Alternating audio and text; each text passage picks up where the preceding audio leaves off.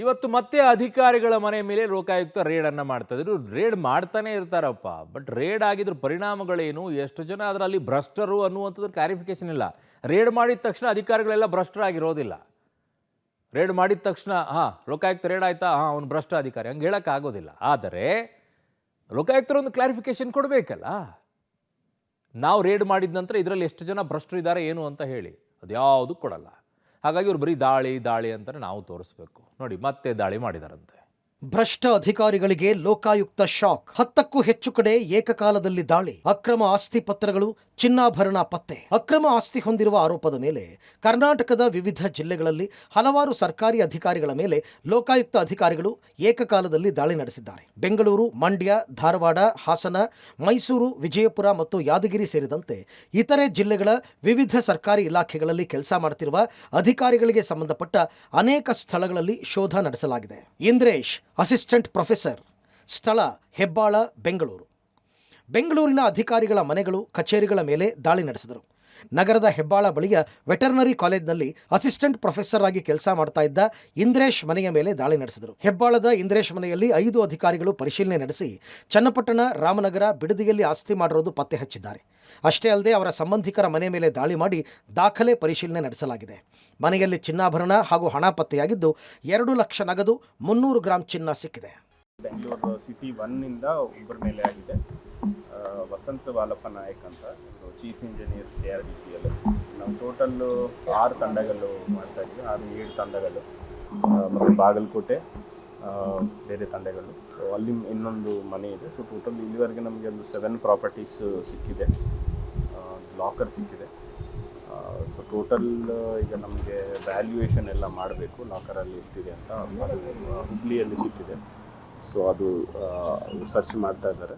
So compare to ನಾನ್ source of income, ಆದಾಯಕ್ಕಿಂತ ಹೆಚ್ಚು ನಾವು ಅಕ್ರಮ ಆಸ್ತಿಗಳು ನಾವು ಕ್ಯಾಲ್ಕುಲೇಟ್ ಮಾಡಿದ್ರೆ 140% ಬರ್ತಾ ಇದೆ. ಸೊ ಇನ್ನೂ ತುಂಬ ಸರ್ಚ್ ಮಾಡಬೇಕಿದ್ರೆ. ವಸಂತ ನಾಯ್ಕ್, KRIDL ಚೀಫ್ ಇಂಜಿನಿಯರ್, ಸ್ಥಳ ವೈಯಾಲಿಕಾವಲ್, ಬೆಂಗಳೂರು.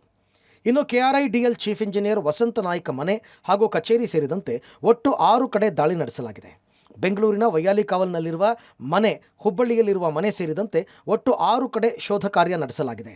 ದಾಳಿಯ ವೇಳೆ ವಸಂತ್ ನಾಯ್ಕ್ಗೆ ಸೇರಿದ ಹುಬ್ಬಳ್ಳಿಯ ಮನೆಯಲ್ಲಿ ಬ್ಯಾಂಕ್ ಲಾಕರ್ ಪತ್ತೆಯಾಗಿದೆ. ಹೊರತಾಗಿ ದುಬಾರಿ ಬೆಲೆ ಬೆಂಚ್ ಸೇರಿದಂತೆ ಹಲವು ಕಂಪನಿಗಳ ಕಾರು ಕೂಡ ಪತ್ತೆಯಾಗಿದೆ. ಇನ್ನು ಬಾಗಲಕೋಟೆ ಮನೆ ಮೇಲೆ ಏಕಾಏಕಿ ದಾಳಿ ಮಾಡಿದ ಲೋಕ ಅಧಿಕಾರಿಗಳು ಬಾಗಲಕೋಟೆಯ ವಸಂತ್ ನಾಯ್ಕ್ ಸಹೋದರ ಭೀಮಸಿಂಗ್ ನಾಯ್ಕ್ ಅವರ ಮನೆ ಮೇಲೆ ದಾಳಿ ಮಾಡಿದ್ದಾರೆ. ಅಲ್ಲದೆ ವಸಂತ ನಾಯ್ಕ ಮೂಲ ಗ್ರಾಮ ಬಾಗಲಕೋಟೆ ತಾಲೂಕಿನ ಬಸವನಗರ ತಾಂಡಾ ಮೇಲೂ ದಾಳಿ ಮಾಡಿದ್ದಾರೆ. ಬಾಗಲಕೋಟೆ ಲೋಕಾಯುಕ್ತ SP ಮಾರ್ನಿಂಗ್ ನಂದಗಾವಿ ಮಾರ್ಗದರ್ಶನದಲ್ಲಿ ನಡೆದ ದಾಳಿಯಲ್ಲಿ ಹಲವು ದಾಖಲೆಗಳನ್ನು ವಶಪಡಿಸಿಕೊಂಡಿದ್ದಾರೆ. ಲೋಕಾಯುಕ್ತರನ್ನೇ ಕಾಯಿಸಿದ ಪಾಲಿಕೆ AAA 4 ಗಂಟೆ ಸತಾಯಿಸಿದ ಬಳಿಕ ಬಾಗಿಲು ಓಪನ್. MC ಸತ್ಯನಾರಾಯಣ, ಮಹಾನಗರ ಪಾಲಿಕೆ AEE, ಸ್ಥಳ ರಕ್ಷಣಾಪುರಂ, ಹಾಸನ. ಲೋಕಾಯುಕ್ತ ದಾಳಿಗೆ ಒಳಗಾದವರಲ್ಲಿ ಹಾಸನ ನಗರಸಭೆಯ ಸಹಾಯಕ ಕಾರ್ಯನಿರ್ವಾಹಕ ಇಂಜಿನಿಯರ್ MC ಸತ್ಯನಾರಾಯಣ ಕೂಡ ಸೇರಿದ್ದಾರೆ. ಹಾಸನದಲ್ಲಿರುವ ಸತ್ಯನಾರಾಯಣ ನಿವಾಸದ ಮೇಲೆ ನಡೆದ ದಾಳಿಯ ಸಂದರ್ಭದಲ್ಲಿ ಹೈ ಡ್ರಾಮಾ ನಡೆಯಿತು. ಬಾಗಿಲು ತೆರೆಯದ ಕಾರಣ ಲೋಕಾಯುಕ್ತ ಅಧಿಕಾರಿಗಳು ಮನೆಯ ಹೊರಗೆ 4 ಗಂಟೆಗೂ ಹೆಚ್ಚು ಕಾಲ ಕಾಯಬೇಕಾಯಿತು.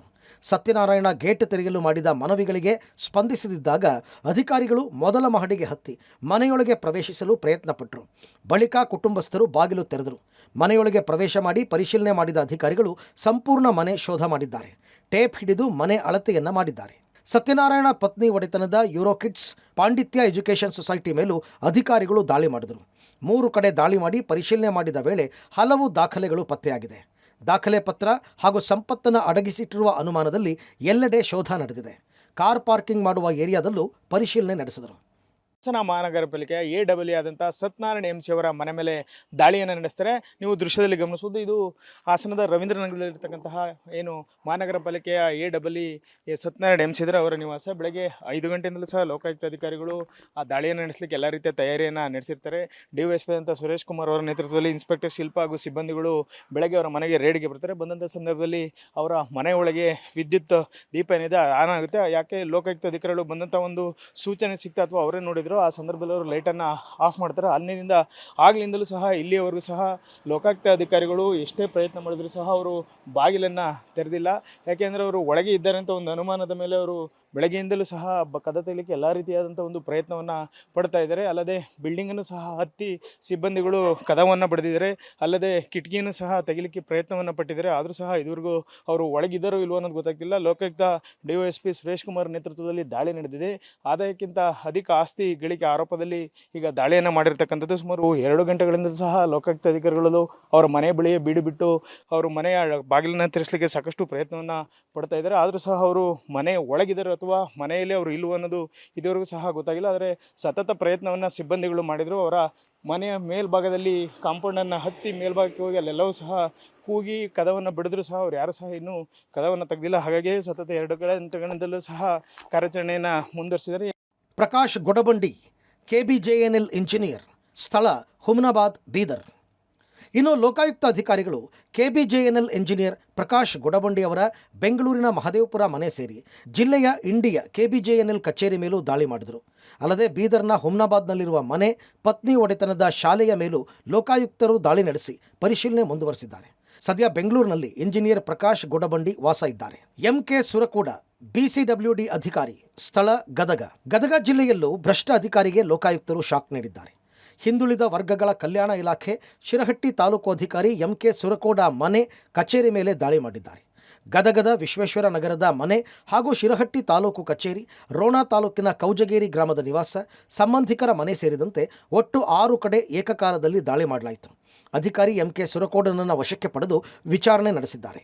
ಅನೇಕ ಆಸ್ತಿ ಪತ್ರಗಳು, ದಾಖಲೆಗಳು ಸಿಕ್ಕಿವೆ ಎನ್ನಲಾಗಿದೆ. ಸತೀಶ್ PWD AAA, ಸ್ಥಳ ಮಂಡ್ಯ. ಅಕ್ರಮ ಆಸ್ತಿ ಗಳಿಕೆ ಮಾಡಿದ ಆರೋಪದಡಿ ಮಂಡ್ಯದ ಅಧಿಕಾರಿ ಮನೆ, ಕಚೇರಿಗಳ ಮೇಲೆ ದಾಳಿ ನಡೆಯಿತು.